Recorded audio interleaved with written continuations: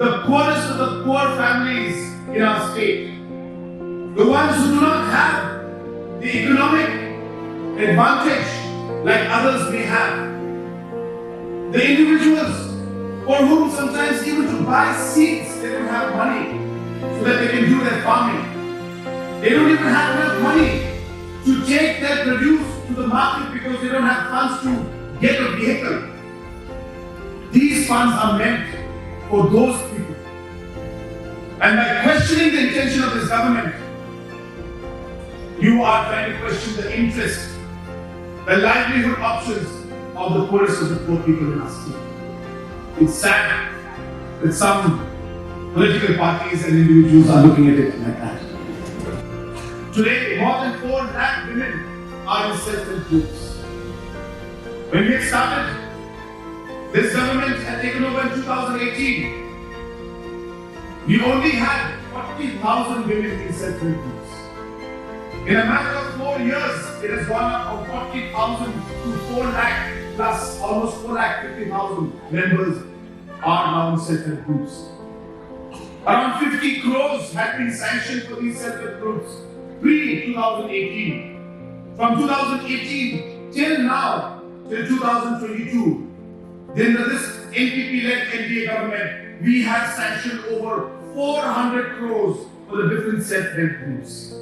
This is a kind of small changes and revolution that is taking place in different parts of the state and affecting the lives of the poorest of the poor people in our state, with the intention of ensuring that when we move forward as a state, nobody should be left behind.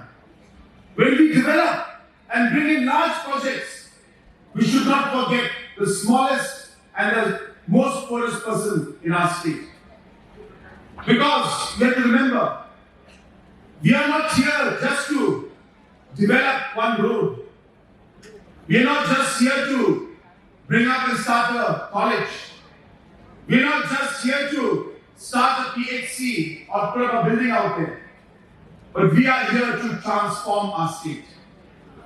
We are here to develop overall development for our state.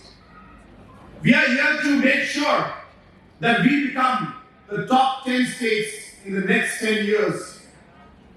And it is this larger goal, larger mission which drives us. And yes, all these other schemes and plans that we have is part of this large blueprint, large plan that we have. The Mini Secretariat or the integrated administrative complex that we are coming up with. What is the logic behind it? This is meant to make access of service much better to the people of this region. Once this complex comes up, all offices that do not have offices right now, who are running from rented buildings, will get space in this integrated complex, the Mini Secretariat. With reforms like People's Service Delivery Act, where we have ensured that a particular service needs to be delivered within a specific time, the policy reforms have been done. Once these policy reforms are done, they have to be linked up with infrastructural developments so that the public service delivery can actually be given to the people on time, and the infrastructure required to give that service is in place. That is the concept with which we have started this Mini Secretariat concept or this integrated administrative complex concept. We are going to work further, reform our administrative rules to ensure that block offices, subdivision offices can be the front office for the people to avail all kinds of services they need. People shouldn't have to go all the way to Shella.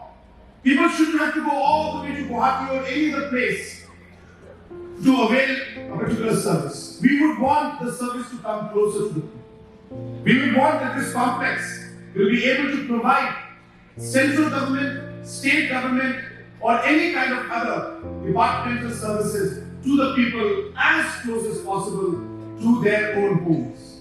And it is with this mindset that we are working. And therefore, it gives me immense pleasure today to have this integrated administrative complex, the Mini Secretariat. We have done it in July, We are doing it here today in Pynursla. We'll be doing it in Garo Hills in Tura after a week. And hopefully, slowly and steadily, we will expand this concept to other parts of the state. The stadium, the college, this entire integrated complex, the Mini Secretariat, all these are very, very large-scale development. And I must congratulate the Honorable Deputy Chief Minister for all the hard work that he has done for his constituency people, for the people of this area, and not just his constituency. He is a person with a very, very large heart. He is a man with commitment. He is a person who will always keep the interest of the state and the people before any other issue or interest that is there. And that is a quality of a true leader. And today, people of Pynursla are very lucky that people that they are representative, like Bah Prestone Tynsong, is representing this area. The person, because of your vote, because of the fact that we have selected him, he is not just contributing to Pynursla, but he is also making sure that he does his responsibilities and duties and serves the entire state and entire region and all the other 59 constituencies also. So I would like to take this opportunity to once again thank all of you and congratulate all of you. And I would once again like to thank our Honorable Deputy Chief Minister for all his hard work and commitment towards his constituency and more so towards the people of the state in all the other parts of the state and different constituencies.